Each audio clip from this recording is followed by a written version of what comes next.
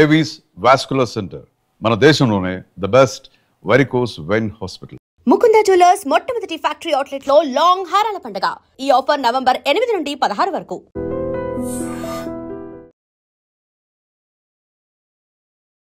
Conversation Nellore అసలు ఏందా బియ్యా యాడుండేది నువ్వు మన నెల్లూరేనా ఏ ఊరా? మీ మధ్య సుబ్బు గారి మధ్య ఆ ప్రేమ ఎలా చిగురించింది? నేను ఫస్ట్ మా సుబ్బు గారిని పిలిచింది అన్న అని పిలిచింది కొటక్ మహేంద్ర బ్యాంక్ కాలు ఫ్రాంక్ కాలు అవును ఇండస్ట్రీలో ఒక స్టార్ నటుడు స్టార్ రైటరు 70 సార్లు విన్నారంట. అవును ఎవరైనా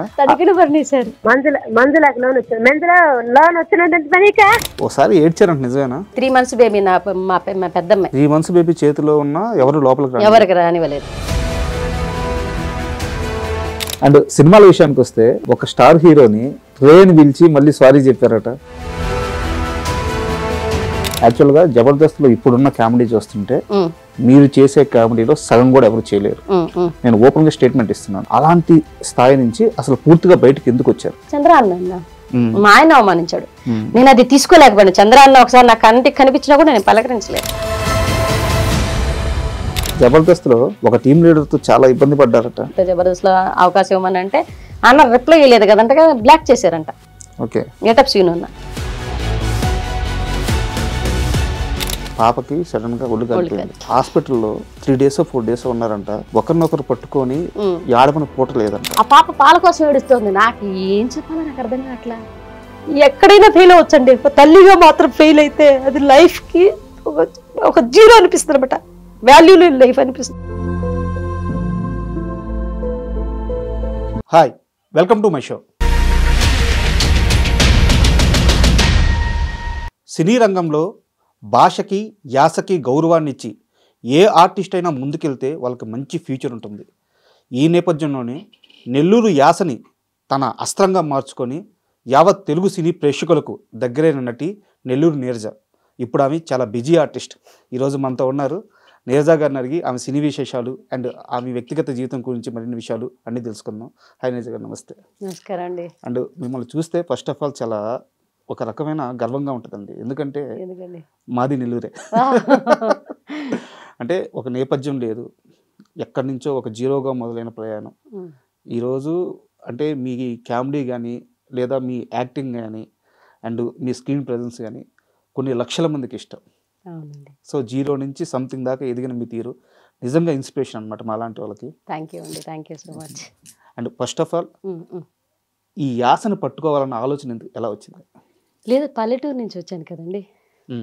పల్లెటూరు నుంచి రావడం వల్ల అక్కడ పల్లెల్లో ఉండే ప్రతి ఒక్కరూ నెల్లూరు నుంచి ఎటకారం మొదలవుతుంది. ఎప్పుడు కూడా నెల్లూరులో యాసలో ఒక ఎటకారం ఉంటుంది, ఒక కామెడీ ఉంటుంది, ఒక లాలిత్యం కూడా ఉంటుంది. అంటే పలికే మాటలో ప్రేమ కూడా ఉంటుంది, ఆ ఎటకారంలో ప్రేమ కూడా ఉంటుంది. దీన్ని ఎలా అందరికి తెలిసేటట్టు ప్రజెంట్ చేయకూడదు, ఎందుకు ప్రజెంట్ చేయకూడదు అనేసి ఒక ఆలోచన.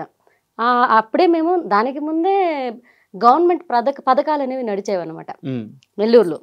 ఆ గవర్నమెంట్ కళాకారులుగా మొదలైనాం. నెల్లూరు అంతా ఆంధ్ర అంతా ఒక గవర్నమెంట్ కళాకారులుగా మొదలయ్యి అక్కడే ప్రతి ప్రోగ్రాం చేసుకుంటూ వచ్చాం. ఒకనొక టైంలో అన్వేషణ అనేసి ఒక ప్రోగ్రాం జరిగింది ఆర్టిస్టుల కోసం, జీ తెలుగు నుంచి. అది నెల్లూరుకు వచ్చింది. ఆ అన్వేషణ ప్రోగ్రాంలో మా టీం సెలెక్ట్ అయిందనమాట. మా సీను అన్నగారు, మా హస్బెండ్ సుబ్బు గారు వీళ్ళు వెళ్ళి పర్ఫామ్ చేయడం. మాకు లేడీ ఆర్టిస్ట్ కూడా ఉందండి అంటే అవునా తీసుకురండి అంటే అప్పుడు మేము వెళ్ళి ఒక స్కిట్ పర్ఫామ్ చేస్తే అప్పటికే మేము కామెడీ షోలు స్టేజ్ల మీద చేస్తున్నాం. అంటే మనకు ఈవెంట్స్ ఉంటాయి కదా, ఈవెంట్స్లో కామెడీ షోలు చేసేవాళ్ళం అనమాట. అలా మాకు కామెడీ షోలు అలవాటు అవ్వడం వల్ల అక్కడ ఒక పర్ఫార్మెన్స్ చేయడం జరిగింది. వాళ్ళు టీవీ దాకా తీసుకొచ్చారు, జీ తెలుగు దాకా. అట్లా అప్పుడు మేము చెప్పామన్నమాట, మేము నెల్లూరు యాసతో మాట్లాడతామండి, బాగా నవ్విస్తాము అని అంటే తప్పకుండా చేయమన్నారు. ఫస్ట్ ఆ షో మొదలైనప్పుడు నెల్లూరు నీరజ అనేది పెట్టారనమాట. ఎవరు పేరు పెట్టింది? డైరెక్టర్ చునియా గారు. అంటే నన్ను అడిగారన్నమాట, నీ పేరు ఏంటంటే నీరజ అంటే నెల్లూరు యాస బాగా మాట్లాడతాను మేడం అంటే ఓకే నీ నేమ్ ఇలాగే పెట్టుకుంటావంటే లేదు మేడం నేను నెల్లూరు యాసతోనే రికగ్నైజ్ అవ్వాలనుకుంటున్నాను, నేను అదే పేరు పెట్టుకుంటానని చెప్పడం జరిగింది. మా వాళ్ళు కూడా అదే ఓకే అన్నారు. మా వారు కూడా సూపర్ బాగుంది అన్నారు. ఆ టైంలో అది మేడం పెట్టడం ఆ స్క్రీన్ నా పేరు ఎలా పోయిందో, నా పేరు వాస్తవానికి మన్నేపల్లి నీరజ అంటే మా హస్బెండ్ వాళ్ళ ఇంటి పేరు. అది కాస్త నెల్లూరు నీరజ అయింది. ఏదైనా ఒక్కసారి ఒక కన్వర్జేషన్ నెల్లూరు యాసలో. నెల్లూరు అసలు ఏందా బియ్యా ఏడుండేది నువ్వు? మన నెల్లూరేనా? ఏ ఊరా? నెల్లూరు కావాలి. కావాలే బాగుంటదయ్యా మీకు కావాలని వచ్చిందా మొన్న? ఎప్పుడు వచ్చినావు? మొన్న అందరే మన తుఫాన్ వచ్చింది కదా అప్పుడు వచ్చిన. అవునా? ఇదేనండి. అంటే ఇంకా గ్రామీణ భాష నెల్లూరు యాసలో కూడా గ్రామీణ భాషల్లో కూడా పలు రకాలు ఉన్నాయి. అంటే సిటీకి వచ్చేసరికి ఒక రకంగా మాట్లాడతారు. నెల్లూరు గ్రామీణ భాషకు వచ్చేసరికి యో ఏంది చిన్నాయనో ఏడుండవా నువ్వా ఇక్కడేనా ఉండేదా ఇట్లా మాట్లాడతారు. మళ్ళీ సిటీకి వచ్చేసరికి ఎలా మాట్లాడుకుంటారు అన్న అది కాదన్నా కొట్టేస్తారనమాట. ఏదో గౌరవం ఇచ్చినట్టు మాట్లాడతారు. అది కాదన్నా అవునా ఇదినా ఇక్కడ పోతున్నా అన్నా పోదన్నా ఇదన్నా అని అంటే ఒక గౌరవం వస్తుంది. అక్కడికి ఇక్కడికి తేడా వస్తుంది. సూపర్. అండ్ వీధి నాటకాలు అంటే వీధి షోలు అనొచ్చేమో, స్ట్రీట్ షోలు అనొచ్చేమో, స్ట్రీట్ ప్లేస్. అక్కడి నుంచి మొదలైన ప్రయాణం ఒక టీమ్ గా హైదరాబాద్ చేరింది. హైదరాబాద్ చేరిన తర్వాత మీ మధ్య సుబ్బు గారి మధ్య ఆ ప్రేమ ఎలా చిగురించింది? అదే అసలు వాస్తవానికి నేను స్ట్రీట్ ప్లేస్ అసలు నాకు అసలు ఇండస్ట్రీకి కానీ తెరకి కానీ సంబంధమే లేదండి. మా ఇద్దరు ప్రేమ ఇక్కడ కాదు. మేము అందరూ అనుకుంటేది ఏంటి నేను ఇక్కడికి వచ్చే తర్వాత ఆర్టిస్ట్ అయ్యానేమో అనుకుంటే లేదు. పెళ్ళికి ముందు మా పెదనాన్నగారు కూడా చిన్న చిన్న వేషాలు వేసేవాళ్ళు అన్నమాట. ఆయన స్టేజ్ షోలు చేసుకునేవాళ్ళు. ఆయన పెదనాన్నగారు ఒక టీం నడిచేది ఆయనది. సుబ్బు గారి వాళ్ళది ఒక టీం ఉండేది. వాళ్ళదంతా గవర్నమెంట్ ప్రోగ్రామ్స్ జరుగుతున్నాయి అప్పుడు.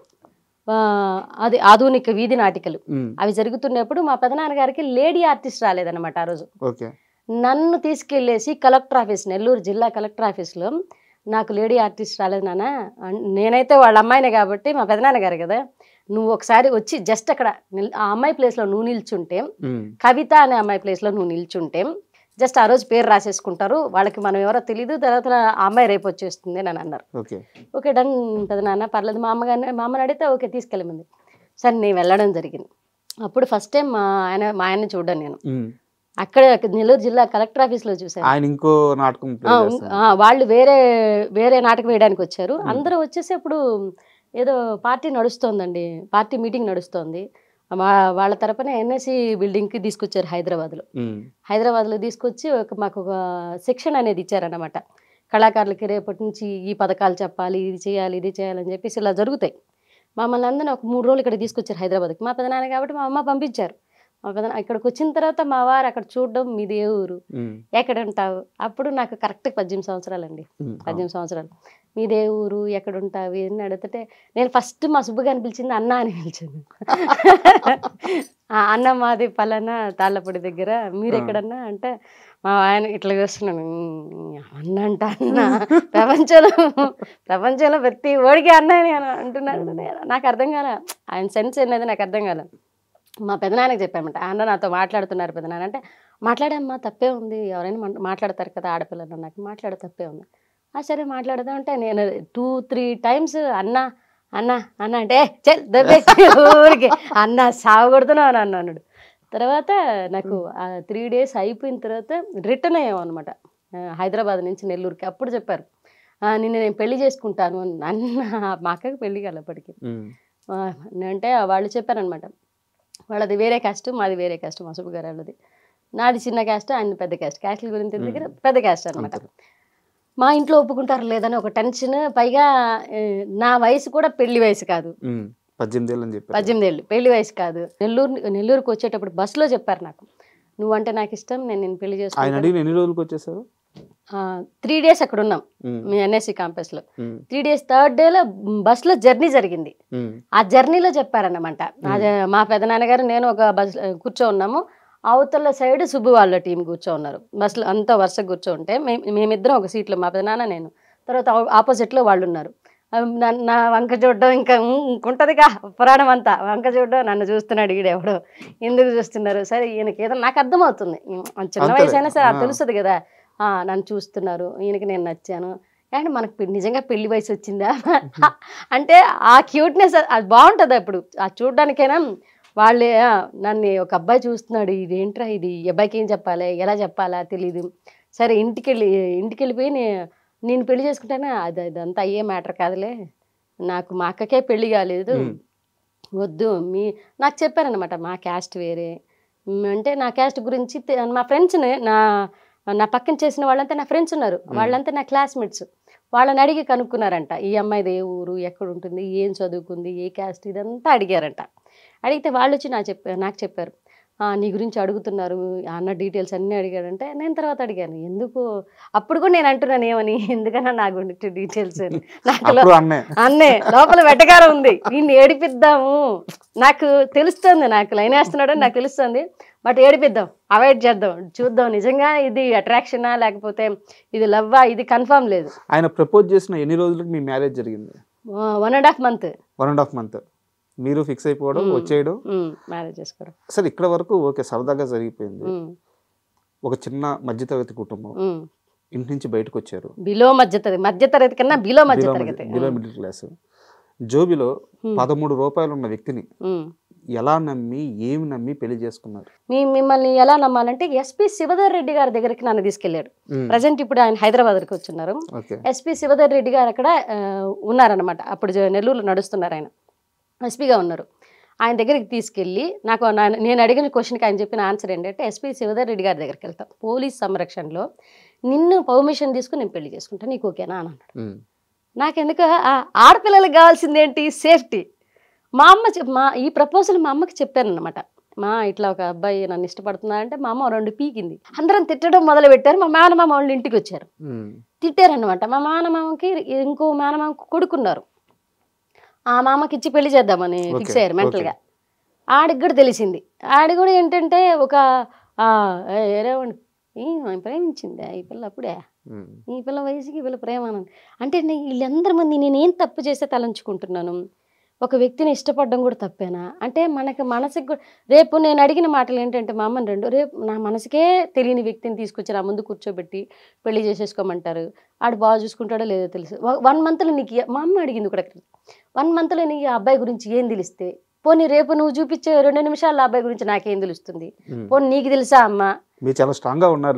నేను స్ట్రాంగ్గా ఉన్నాను, నేను క్వశ్చన్స్ అడుగుతున్నా, ఆవిడ క్వశ్చన్స్ అడుగుతుంది. ఇలా కాదని చెప్పేసి మా అమ్మ ఏం చెప్పింది, ముందు అక్కకి పెళ్ళి అయిపోతే నీకు పెళ్లి చేయడమా, లేకపోతే ముందు ఈ పిల్లకి పెళ్లి చేద్దామని వాళ్ళు ఒక రకమైన డిస్కషన్ నడుస్తుంది.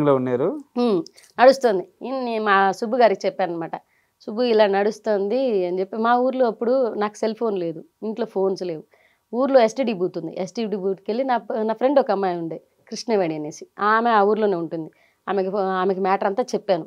ఆమె దగ్గర డబ్బులు తీసుకొని ఎస్టీడీ బూత్కి వెళ్ళి ఫోన్ చేసి మా సుబ్బు గారు ఒక ఫోన్ నెంబర్ ఇచ్చారు. ఆ నెంబర్కి చేస్తే వాళ్ళ ఇంటికి ల్యాండ్ లైన్కి పోతుంది. ఆ ల్యాండ్ లైన్కి ఫోన్ చేసి స్వప్న అని చెప్పాను అనమాట నా పేరు. అంటే ఎత్తుకోవడం మా సుబ్బు గారికి కొన్ని పాయింట్స్ భలే నచ్చాయనమాట నాకు. ఎత్తుకోవడమే వాళ్ళ అమ్మగారు ఎత్తారు ఫోను. ఎవరమ్మా అని అంటే, నేను స్వప్నని అని చెప్పాను.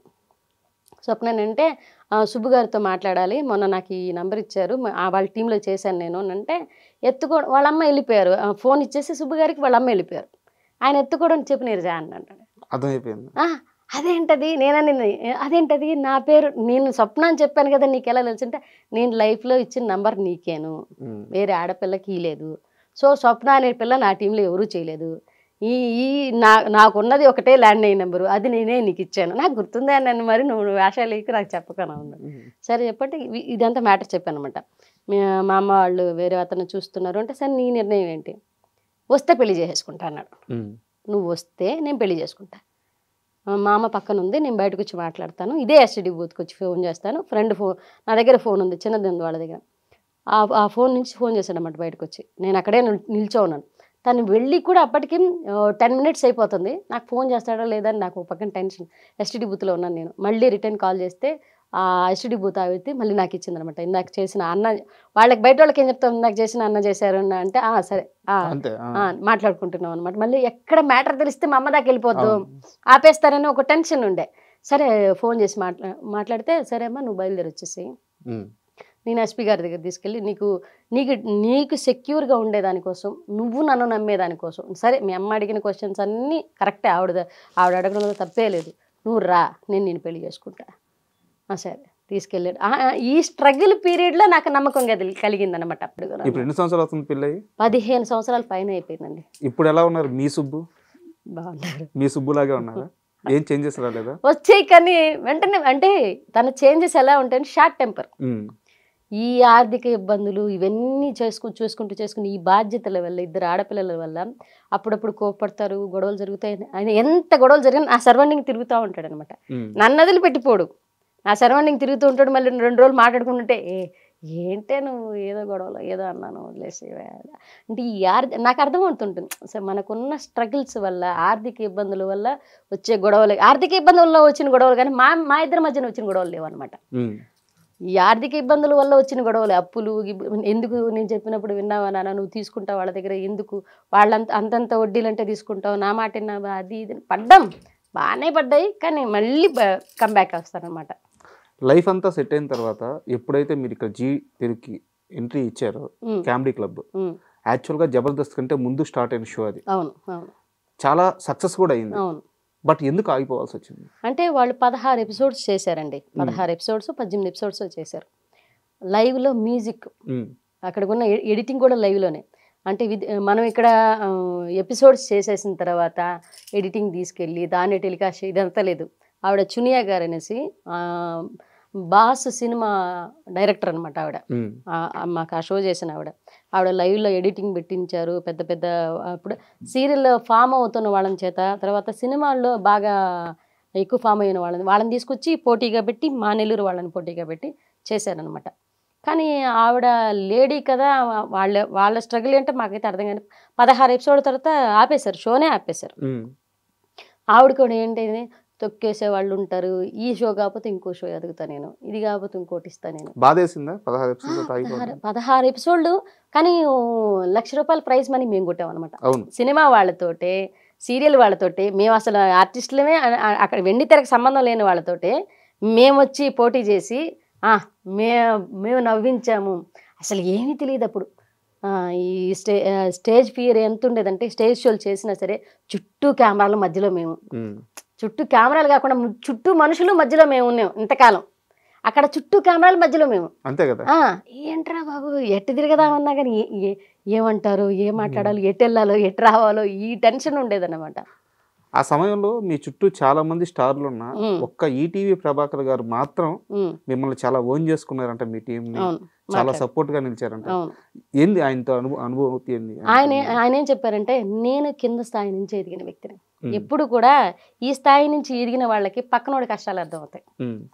అది ఉన్న పళంగా ఆర్టిస్టులు అవుతారు చూసారు, మధ్య మధ్యలో మనకు తెలియకుండా మన సైడ్కి ఆఫర్ వచ్చేస్తుంది. అలాంటి వాళ్ళకంటే పక్కనోడి బాధలు అర్థంగా. మేము చిన్న స్థాయి నుంచి ఎదిగిన వాళ్ళం కాబట్టి వాళ్ళు మాట్లాడారనమాట. ఏం చేస్తుంటారమ్మా మీరు, మా ఆయన మా అన్నయ్య మేము ఒక టీం సార్ పక్కన చేసేవాళ్ళు. మా ఆయనతో బాగా మాట్లాడేవారు ప్రభాకర్ అన్న. మేము ఒక టీం చేసామన్నా, ఇట్లా నెల్లూరులో కూడా ఈవెంట్లు చేస్తాం, అది ఏదంటో సూపర్. నేను కూడా అప్పటికే ఆయన ప్రొడ్యూసర్ కాల, ఈటీవీ ప్రభాకర్ అన్న ఇప్పుడు ప్రొడ్యూసర్. ఆయన సీరియల్లో నటిస్తున్నారు, యాంకర్గా కూడా ఉన్నారు ఆయన.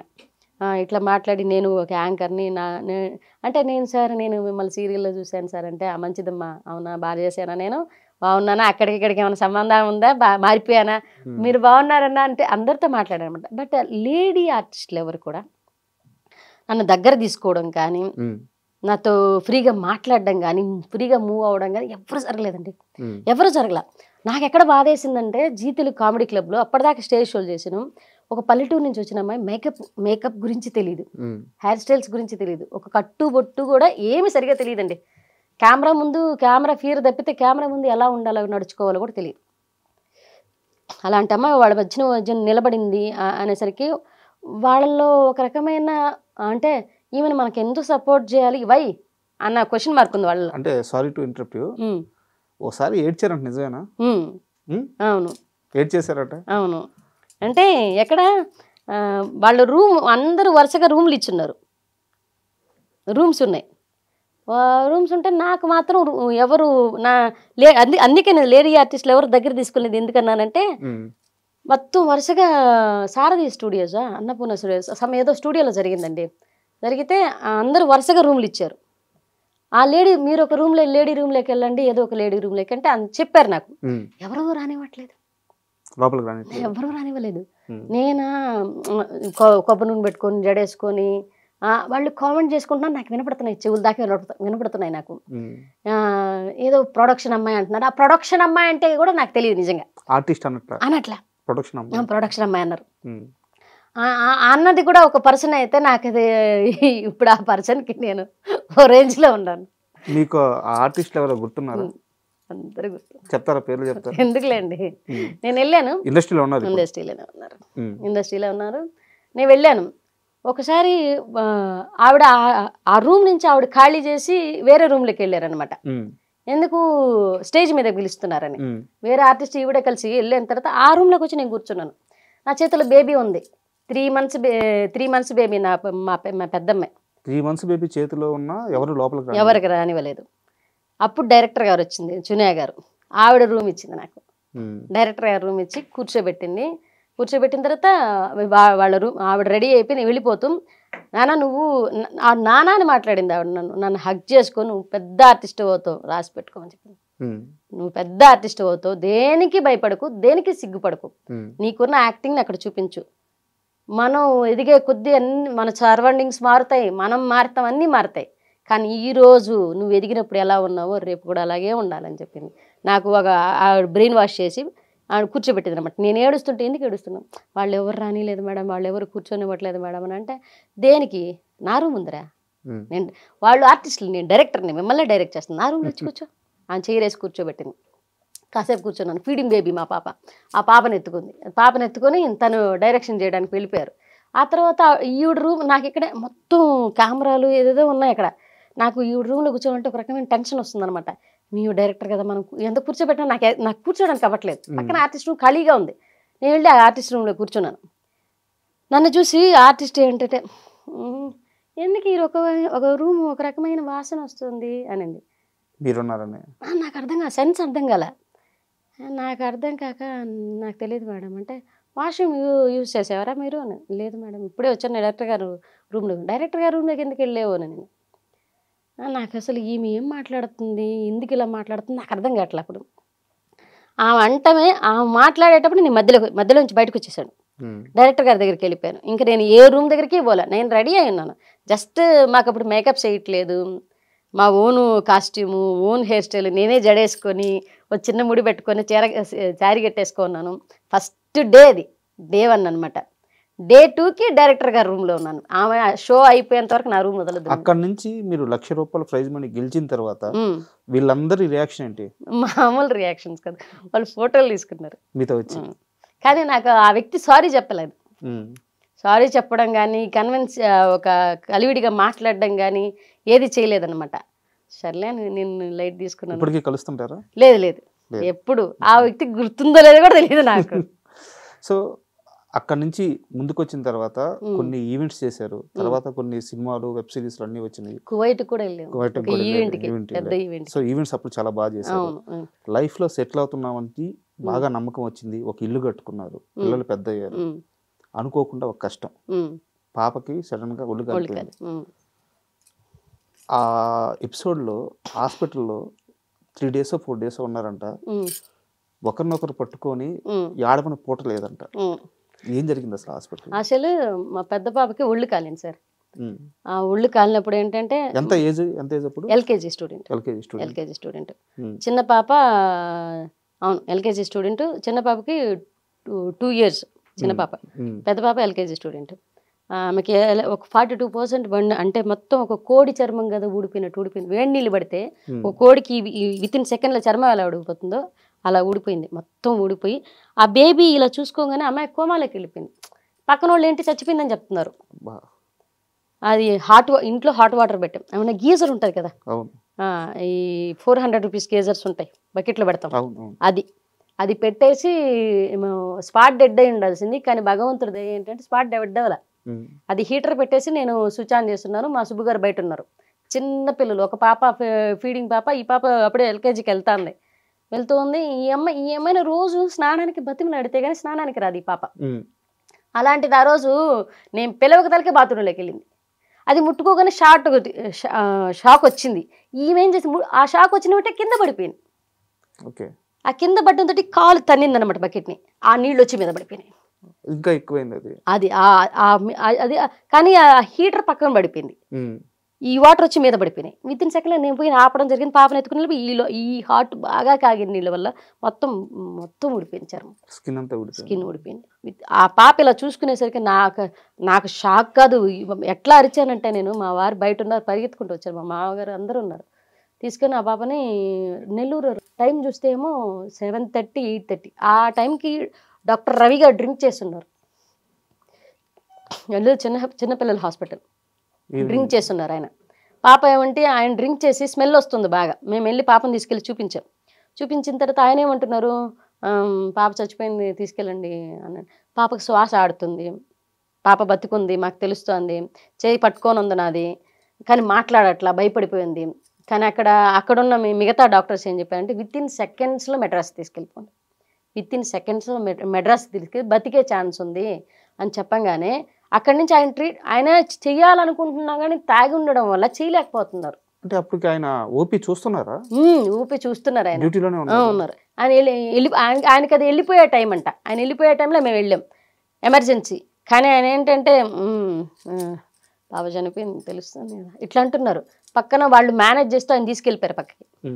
ఆయన తీసుకెళ్ళిపోయిన తర్వాత ఇంకొక డాక్టర్ వచ్చి మాట్లాడి పాప బతికే ఛాన్సెస్ ఉంది, కానీ మీరు డబ్బులు పెట్టుకెళ్ళితే కంచికామహోటి హాస్పిటల్స్ ఉన్నాయి మెడ్రాస్లో, అక్కడికి తీసుకెళ్ళమని చెప్పారు. మా దగ్గర డబ్బులు లేవు ఆ టైంలో, అప్పుడే ఇల్లు కట్టున్నాము, పూర్తయిపోయింది, చిల్లి కావలేదు డబ్బులు. ఏంట్రా బాబు ఈ పరిస్థితులు ఇలా ఉన్నాయని చెప్తే ఫ్రెండ్కి సేనన్న అయితే మాకు ఆ టైంలో డబ్బు సహాయం చాలా చేశాను. వడ్డీ లేదంతా పక్కన పెడితే డబ్బు సహాయం చేశారనమాట. సేనన్నకి ఫోన్ చేసి అన్న మా పాప ఇట్లా చావు బతుకుల్లో ఉందన్న అంటే ఆయన వచ్చేసారు హాస్పిటల్ దగ్గరికి. వచ్చి 2 లక్షలు చేతిలో పెట్టేసి తీసుకెళ్ళమని చెప్పారు. మాకైతే మేము ఎదిగేటప్పటి నుంచి, మేము ప్రేమించుకున్నప్పటి నుంచి మాకు సపోర్ట్గా నిలబడింది, ఈ రోజుకి సపోర్ట్గా ఉన్నది మా సేనన్నే, నెల్లూరు సేనన్న. వెళ్ళిపోయామన్నమాట. పాపను తీసుకెళ్ళిపోతే వాళ్ళు కాంచికామహోటి హాస్పిటల్లో 2 లక్షలు కట్టించుకొని లోపల పిలిచిన తర్వాత పాప తను చూసుకొని భయపడి కోమాలోకి వెళ్ళి చనిపోలే, కోమాలోకి వెళ్ళింది. పాప బయట రావడానికి ఇదంతా ఈ ట్రీట్మెంట్ అంతా అయ్యేసరికి 22 రోజులు పడుతుంది. 22 రోజులు ఐసీయూలోనే ఉన్నాం. ఐసీకి ఫర్ డే 8,000 అప్పట్లో 8,000 ఓన్లీ దాని రెంట్ మాత్రమే, ఓన్లీ రెంట్ మాత్రం 8,000. ట్రీట్మెంట్ మళ్ళీ చిన్నపిల్లల డాక్టర్ వస్తారు, ఎందుకంటే ఈమె కోమాలో వెళ్ళిపోయింది. మళ్ళీ మాతంగి మేడం అనమాట, ఆమెకి ట్రీట్మెంట్ చేసిన ఆమె, ఈ కాలిన దానికి ఆమె ట్రీట్మెంట్కి వేరే, ఈయన ట్రీట్మెంట్కి వేరే. మొత్తం ఈ 22 రోజులకి 8 లక్షలకి పైన అయింది మాకు. మా అమ్మ మా అత్తగారు ఒక పాపని కూడా చూసుకోలేని అంత అసమర్థురాల నువ్వు అన్నట్టుగా బిహేవ్ చేసి తిడుతున్నారనమాట. ఎదురుగా ఉన్నది ఐసీయూలో నా బిడ్డ అండి, నేను కన్న బిడ్డ. ఏదో పొరపాటున ఒక ప్రమాదం జరిగింది, పూర్తిగా నా కుటుంబ సభ్యులే నన్ను బ్లేమ్ చేస్తున్నారు. ఆ టైంలో బ్లేమ్ చేస్తుంటే నా కడుపులో పేగులు మెలిపెడుతున్నాయి. అసలు అవతల ఉంటుంది నా బిడ్డ, నేను కన్న బిడ్డ, అది నేను చంపుకోవడం ఏంటి అన్న ఫీల్లోనే ఉన్నాను. ఆ టైంలో మా సుబ్బుగా అది కన్న బిడ్డ, నీ బిడ్డ నువ్వు చంపుకుంటావా, మరి అది ఎందుకు చంపుకుంటుంది అని చెప్పి సపోర్ట్ చేసి మా అమ్మనే ఉంటుంది అంటే నీ అంత అసముద్రాలువా నువ్వు బిడ్డను కూడా చూసుకోలేని పరిస్థితిలో ఉన్నావా అనేసింది. నాకైతే కడుపులో పేగులు మెలిదిప్పేసాయి అనమాట. అరే ఏంటి ఎవరు నాతో సరిగా మాట్లాడట్లేదు, మా పాపను అలా చూసేసరికి నాతో ఎవరు సరిగా మాట్లాడట్లేదు. అరే ఏంట్రా వీళ్ళు, నేనేదో తప్పు చేశాన్న ఇదిలో చూస్తున్నారు, అది నా బిడ్డే కదా, నేను ఎందుకు చేసుకుంటాను దాన్ని. నాకు ఒక రకమైన బాధ అయిపోయి 3 రోజులు బ్రష్ లేదు, తిండి లేదు. ఐసీయూలో నుంచి అమ్మాయి 72 hours తర్వాత చెప్తామన్నారు వాళ్ళు.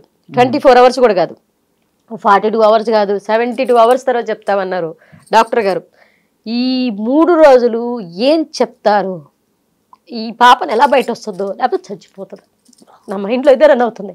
ఏంటి వాళ్ళు ప్రతి ఒక్కరు వాళ్ళకున్న కోపం ఉంది, మా సమయం ఏంటి ఇలా వచ్చింది అనేసి అర్థం చేసుకునేదానికన్నా వాళ్ళు నా మీద కోపంగా ఉన్నారు. అంటే ఆ క్షణం నువ్వు పట్టుకో ఉంటే ఈ ప్రమాదం జరగదు. ఈ ప్రమాదాన్ని ఒక క్షణం మనుషులు పట్టుకోగలిగితే, ప్రతి క్షణంలో ఒక మనిషిని ఒక ప్రమాదాన్ని ఆపగలిగితే చాలా ప్రమాదాలు ఆపగలుగుతాయి. మనకు తెలియకుండా జరిగేదానికి మనకు తెలిసి కాపాడుకునేవడం వేరే. బాత్రూంలోకి ఆ పాప వెళ్తున్నది విషయమే నాకు తెలియలే, నేను వంటగదిలో ఉన్నాను. ఆ పాప వెళ్ళి ఇలా చేసుకుంటుంది అంటే ముందు నీళ్ళు ఆపుకోవాలి కదా, ఇలా అంటే తర్వాత మనకు చాలా అనిపిస్తాయి, ఇలా చేస్తుండొచ్చు అలా చేస్తుండొచ్చు. కానీ ఆ సమయం మనకు చెప్పా పెట్టకుండా వచ్చిన కష్టానికి ఆ నింద మనం మోస్తున్నప్పుడు ఉంటుంది చూసే ఆ బాధ, ఆ టైంలో మా సుబ్బు గారు చాలా సపోర్ట్ చేశారు. వదిలేసి తనని ఎందుకు అంటారు అసలు, తనని అంటే వాళ్ళు మా అత్తగారు మా అమ్మ అసలు మా అమ్మకి నేను చాలా ఇష్టం. మా అమ్మ కూడా తిట్టడం నాకు నచ్చలే అసలు. మా అత్తగారు వీళ్ళంతా ఒక రకమైన చిన్న చూపు చూస్తున్నారు. హాస్పిటల్ అంతా ఏడుపులు. మా పాప లోపల ఉంది. నాకు ఆ అమ్మాయి 4 ఏళ్ల తర్వాత పుట్టింది. ఆ పెళ్ళి 4 ఏళ్ల తర్వాత పుట్టింది. ఏంట్రా వీళ్ళు ఇంత మాటలనేస్తున్నారు, పాప ఏమో లోపల ఉంది, చనిపోతున్న వైబే వినపడుతుంది. మొత్తం పేషెంట్లు అందరూ అదే చెప్తున్నారు. ఒకటే అనుకున్నా, నేను శివయ్యని చాలా నమ్ముతాను, నా ఇష్టదైవం. మా ఇంటి కులదైవం వచ్చి సుబ్రహ్మణ్యేశ్వర స్వామి, మా అత్తగారు వాళ్ళు కొలిచేది, మా అమ్మ వాళ్ళు వెంకటేశ్వర స్వామి. నాకు శివయ్య అంటే పిచ్చి ఇష్టదైవం. నేను ఒకటే అనుకున్నా, శివయ్య తీసుకెళ్తే ఇద్దరిని తీసుకెళ్ళిపో. ఆ పిల్ల చచ్చిపోయిందంటే వెంటనే నేను ఆత్మహత్య చేసుకొని చచ్చిపోతాను. ఎందుకంటే ఒక ఫెయిల్యూర్ తల్లిగా బతకడం నా వల్ల కాదు. ఎందుకంటే నా బిడ్డని చంపుకున్నానన్న నింద నేను మొయ్యలేను జీవితాంతం. దానికన్నా చచ్చిపోవడం మేలు అని అనిపించింది నాకు ఆ టైంలో. అంటే ఎక్కడైనా ఫెయిల్ అవ్వచ్చండి, ఒక తల్లిగా మాత్రం ఫెయిల్ అయితే అది లైఫ్కి ఒక జీరో అనిపిస్తుంది అనమాట. వాల్యూ లేని లైఫ్ అనిపిస్తుంది.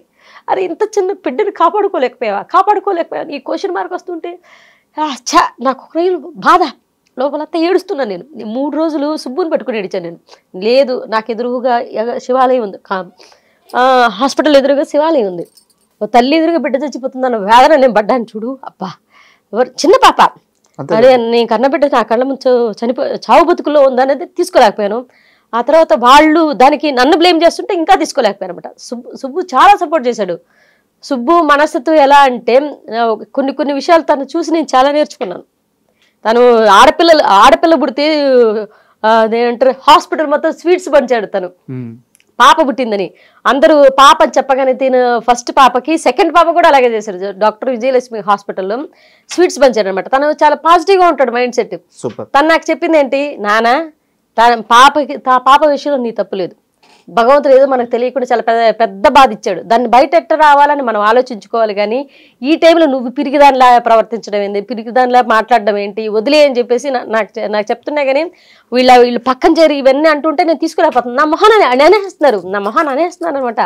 ఆ పాప లోపల ఉన్నదాన్ని వాళ్ళ ప్రేమ, అది వాళ్ళ కోపం, బట్ అది హద్దు దాటి తన అనకూడదు అనేది దానికి సెన్స్ రాట్లా, తల్లిగా తీసుకోలేకపోతున్నారు.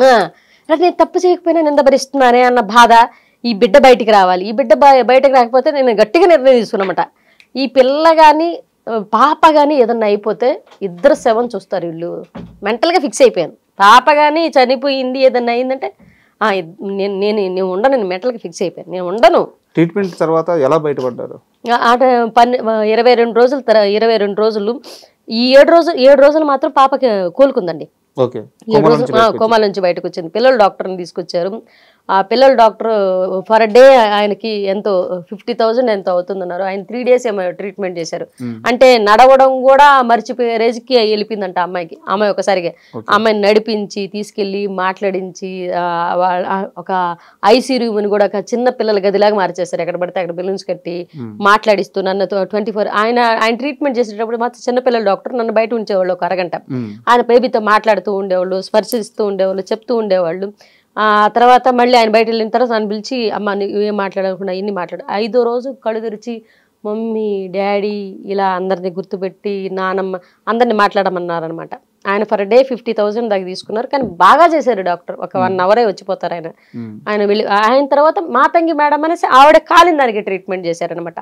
ఇదంతా అయ్యేసరికి నాకు 8.5 లక్ష దాకా అయిపోయింది. 22 రోజుల్లో 8.5 లక్ష అయిపోయి వచ్చేటప్పుడు మాత్రం పాపని ప్రాణాలతో తీసుకొచ్చాం.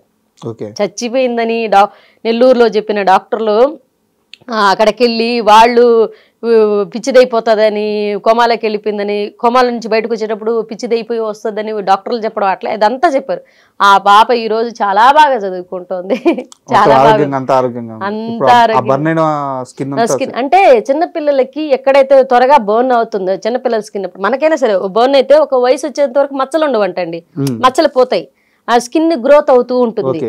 ఆ వయసులో తొందరగా గ్రోత్ అవుతుందంట, అది త్వరగా వచ్చే వయసు కాబట్టి ఏం పర్లేదని చెప్పారు నాకు. ఇప్పుడు వాళ్ళు ట్రీట్మెంట్ చేశారు. ఒక 3 సంవత్సరాలు మెడిసిన్స్ ఇస్తూ వచ్చేవాళ్ళు. ఒకరోజు అంటే ఇది ఎప్పుడో నాకు తెలియదు, మీరు బాగా ఏడుస్తున్నారంట, పాపకి అయిపోయింది, 20 లక్షలు ఎంతో ఓవరాల్ గా అప్పు తేలిందంట, ఇంటి మీద కానీ ఇన్సిడెంట్ మీద కానీ, ఆఫ్టర్ కరోనా. సుబ్బు గారు ఒక మాట అన్నారంట, ఉమ్, నాకు మీ ఇద్దరు ముఖ్యము. ఉమ్, చెప్తుంటే నాకు కూడా ఎమోషన్ వస్తుంది. ఉమ్, ఉమ్, ఆ ఇంటితో నేను పుట్టలేదు, ఉమ్, ఈ డబ్బుతో నేను పుట్టలేదు, ఉమ్, ఉమ్, రేపు ఇంటిని అమ్మేస్తాను, ఉమ్. ఇంటి నమ్మే ముందు. అవును. జీరో నుంచి నేను మళ్ళీ స్టార్ట్ అవుతాను, ఉమ్, మీ ముగ్గురు నాకు ముఖ్యం అన్నారంట. అవును. ఎట్లా అంటే ఆ, ఈ స్ట్రగుల్ పీరియడ్లో ఇల్లు అమ్మేసిన పరిస్థితులు దాటుకుని బయటకు వచ్చాం. అప్పటికే క్యాటరింగ్లో అతను సప్లయర్గా మొదలైన వ్యక్తి, క్యాటరింగ్లో సప్లయర్గా మొదలైన వ్యక్తి వంట మాస్టర్గా స్టార్ట్ అయ్యాడు. నేను మాస్టర్గా స్టార్ట్ అయ్యాను, రోజుకు ఒక 10,000 వస్తుంది, 20,000 వస్తుంది, లేకపోతే ఒక 5,000 వస్తుంది. వంట చేస్తే ఒక కార్యక్రమం చేస్తే ఇంత డబ్బులు వస్తాయమ్మా, సో నువ్వు కంగారు పడకు, మనం ఉన్నది సంపాదించుకుని ఆ ధైర్యంతో బతుకుతున్న వాళ్ళం. ఇండస్ట్రీలో చిన్న చిన్న అవకాశాలు ఏదో వస్తున్నాయి, అవి చేసుకుంటూ బతుకుతున్నాం. కానీ ఒకసారి ఇల్లు అమ్మేస్తే నేను అడిగింది ఏంటి, ఇప్పటిదాకా మనమంటూ ఇద్దరం బయటకు వచ్చిన తర్వాత కష్టపడి ఒక ఇల్లు కట్టుకున్నాం. అది నీ జ్ఞాపకార్థం, మన ఇద్దరి జ్ఞాపకార్థం. ఈ టైంలో ఇది అమ్మేస్తే తర్వాత ఇద్దరు ఆడపిల్లకాయలు పుట్టారు. మనం ఏంటి ఇప్పుడు మా పేరెంట్స్ వీళ్ళందరి ముందు విలువ వచ్చిందా, ఇల్లు కట్టిన తర్వాత కొంచెం విలువ ఇచ్చారు అన్నమాట. అది కూడా లేకుండా పోగొట్టుకుంటే ఈ పాపను తీసుకెళ్ళి ఈ రెంట్ హౌస్లో ఎక్కడ మన వల్ల అవుతుందా, పర్లేదు కంటిన్యూ చేద్దామా. నేను బతుకున్నా, నేను సంపాదించి కట్టిన ఇల్లు, దాని మీద నమ్మకం ఉందా, నా మీద నమ్మకం ఉందా? నీ మీదే. మరి నేను బతుకున్నా కదరా, నేను బతుకున్నా, మీ ముగ్గురిని సాగడానికి నేనున్నా, నేను చచ్చిపోయిన రోజు నువ్వు ఏడవాలన్నారు. బస్సులో వెళ్తున్నాం, మా సీను అన్న వాళ్ళ ఫాదర్ ఫోన్ చేసి, కరోనా కూడా అయిపోయింది, ఇది కరోనా తర్వాత ఇల్లు వచ్చింది కాబట్టి మధ్యలో కరోనా కూడా అయిపోయింది, మీరు 2 సంవత్సరాలు 3 సంవత్సరాలు వడ్డీలు కట్టలే, ఈ వడ్డీలు తీసుకున్న 10 లక్షలకి అసలు చక్ర వడ్డీతో సహా కలిపి 22 లక్షల పైన అయిందని చెప్పారు. తీసుకున్న 10 లక్షలకి డబుల్ అయిపోయింది. ఎక్కడి నుంచి ఆ డబుల్ అయిపోయింది అనగానే మేము అన్న వాళ్ళకి తెలిసి ఇల్లు కట్టున్నామని ఆ అన్నకే చెప్పామన్నమాట. అన్న మా దగ్గర ఉన్నది ఇల్లే, ఆ ఇల్లు అమ్మేసి నీ చేతిలో పెట్టేస్తాం, డబ్బు కావాలంటే వచ్చి తీసుకో అన్న అంటే ఓకే అన్నారు. వాళ్ళ ఫాదర్ అంటే వాళ్ళ డబ్బులు కూడా అండి, వాళ్ళు కూడా మనకు ఆర్థిక ఇబ్బందులు ఉన్నారు, అవతల సర్దుకుపోవడానంటే నువ్వు చెప్పిన మాట మీద నిలబడినట్టే ఆ టైంలో. అంతే కదా, వాళ్ళ డబ్బులు ఎంత స్నేహమైనా అండి. నేను ఆ సమయంలో బాధపడ్డాను, కానీ మా సుబ్బు గారు ఒక మాట అన్నారు, నీ స్నేహితుడే కదా, అసలు తీసుకోవచ్చు కదా, వడ్డీ మానేయచ్చు కదా. నేను ఒక మాట అన్నాను, అబద్ధం ఎందుకు చెప్పాలి, నేను ఆ మాట అంటే మా ఆయన ఏమన్నారు, కానీ నీకు అది ఆపద వచ్చిన రోజు నీ తల్లి కానీ నా తల్లిదండ్రులు కానీ ఎవరు రూపాయి చేతులు పెట్టలే, ఎవరు బయట నుంచి తీసుకొచ్చి ఇవ్వాల. వాళ్ళకి సర్కిల్ ఉంటుంది, వాళ్ళు బట్టే వాళ్ళకి లేని సర్కిల్, నీకు లేని సర్కిల్, మీ అమ్మకి లేని సర్కిల్, నాకు ఒక సర్కిల్ ఏర్పడి నా ఫ్రెండ్ నేను ఏదో ఇస్తానని, పై డబ్బులు ఇస్తానో చిల్లర డబ్బులు ఇస్తానో ఆశపడి వాడు 2 లక్షలు తీసుకొచ్చి ఇచ్చాడు. అది దాకా మళ్ళీ ఇంకా చేతిలో పెట్టాడు. చేతిలో డబ్బులు పెట్టాడు కదా. మరి నా మీద నమ్మకం, నేను ఏదో ఇస్తానని ఆశ వాళ్ళు ఉంది కదా, ఆ ఆశని బతికించాల్సిన అవసరం నాకు చాలా ఉంది. నా ఫ్రెండ్ నన్ను ఈ మాట తప్పలేదనేది నేను నిరూపించుకోవాలి, నేనున్నా, నేను కట్టుకుంటా అన్నారు. ఆ ఇల్లు అమ్మేసి ఆ డబ్బులు కట్టేశారు. అది కూడా అది ఎంత 17 లక్షలకి ఏమో పోయింది, అంతే, అంతకు మించిపోలే. ఆడేమో 22 లక్షలు లేలుంది.